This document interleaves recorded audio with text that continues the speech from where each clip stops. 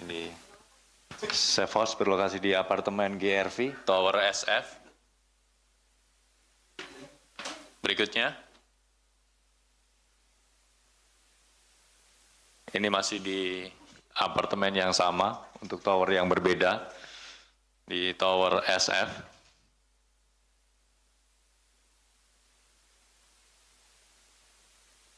Dan ini yang ketiga di Tower HBR. Ini saat tim mengamankan para pihak dan juga barang bukti.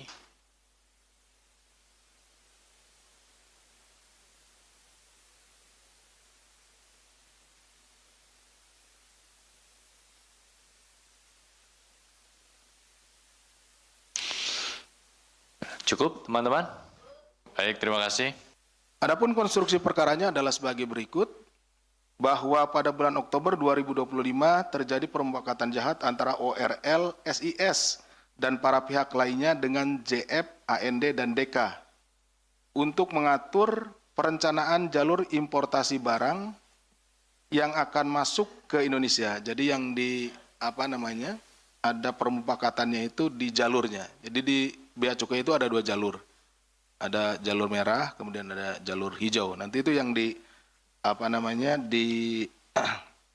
permufakatkan di antara mereka. Nih, jadi antara tadi perusahaan BR, pihak perusahaan BR dengan pihak oknum dari DJBC. Berdasarkan peraturan Menteri Keuangan telah ditetapkan dua kategori jalur dalam pelayanan dan pengawasan barang-barang impor untuk menentukan tingkat pemeriksaan sebelum dikeluarkan dari kawasan kepabeanan. Jadi sebelum masuk ke negara kita, dijual secara bebas atau disebarkan secara bebas, nah masuk dulu melalui pengawasan itu di kepabeanan.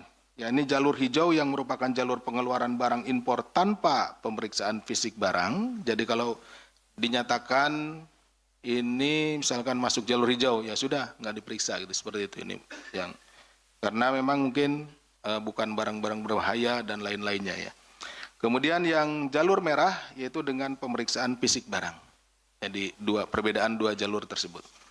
Selanjutnya FLR menerima perintah dari ORL untuk menyesuaikan parameter jalur merah dan menindaklanjutinya dengan menyusun rule set pada angka 70%. Ini di set up-nya di jalur merah ini kan nanti masuk ke alat pemindai ya. Pemindai gitu ya, atau mesin pemeriksa barang masuk. Nah, X-ray ya seperti itu. Nah, ini udah di setting gitu ya, di 70%. Kemudian data rule set tersebut dikirimkan oleh Direktorat Penindakan dan Penyidikan ke Direktorat Informasi Kepabeanan. Jadi ada beda direktorat nih. Tadi ada penindakan dan penyidikan, ini kalau yang mengurusi masalah nanti lewat jalur gitu ya, seperti itu, peralatannya itu di Direktorat IKC, Informasi Kepabeanan dan Cukai. Untuk dimasukkan parameternya ke mesin targeting atau alat pemindai atau mesin pemeriksa barang. Seperti itu. Jadi tidak 100%, tadi hanya 70% saja.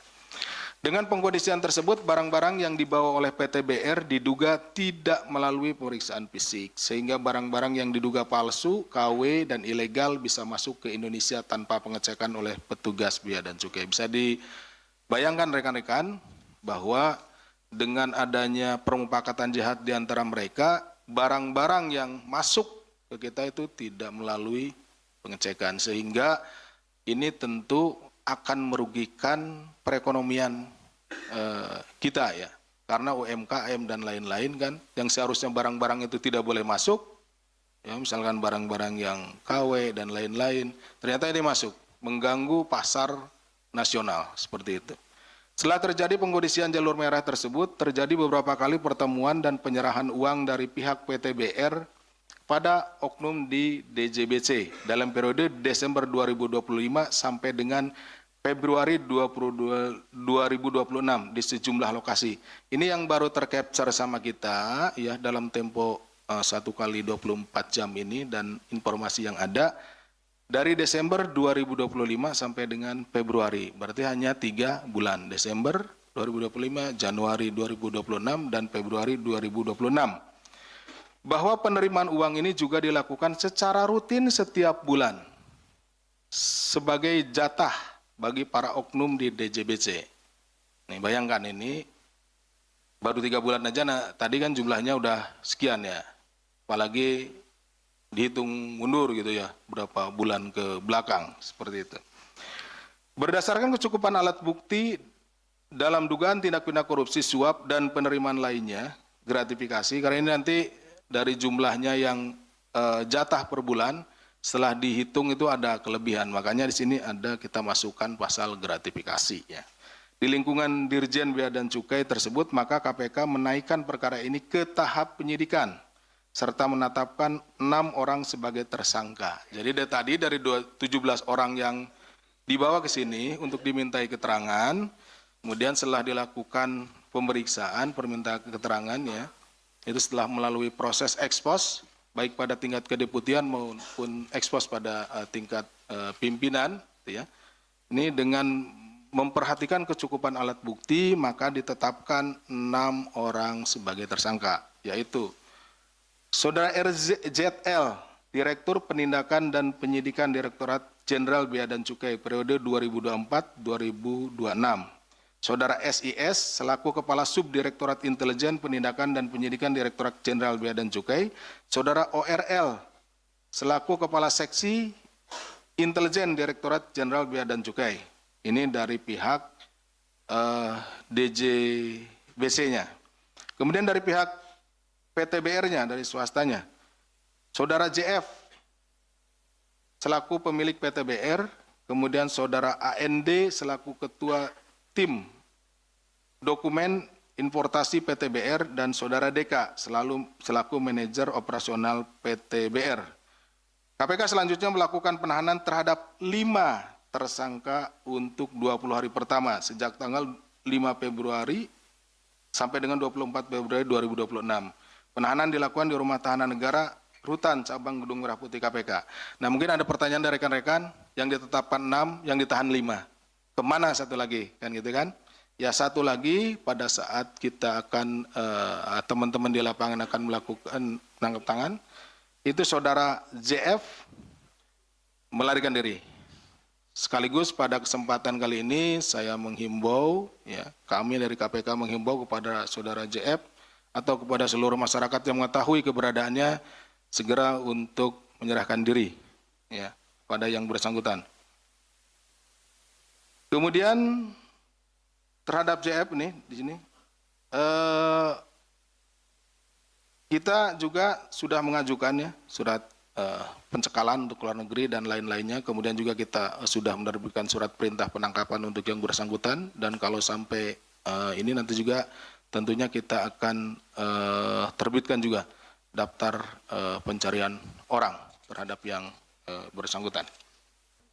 Selain itu, tim KPK juga mengamankan barang bukti dari kediaman RZL, ORL, dan PTBR, serta lokasi lainnya. Ini karena ini ada beberapa lokasi ya, safe house gitu ya, yang diduga terkait dengan tindak pidana ini dengan total 40,5 miliar.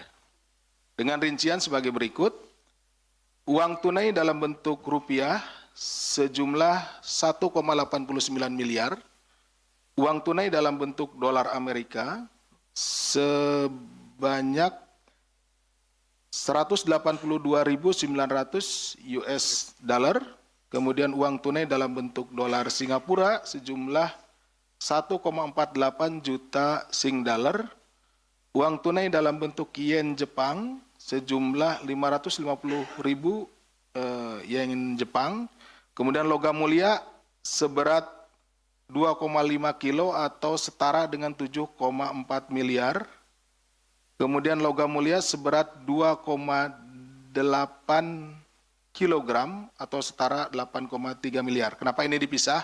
Karena ini ada dari 2 tempat gitu ya. Ya, kalau ditotalkan berarti 5,3 kilo.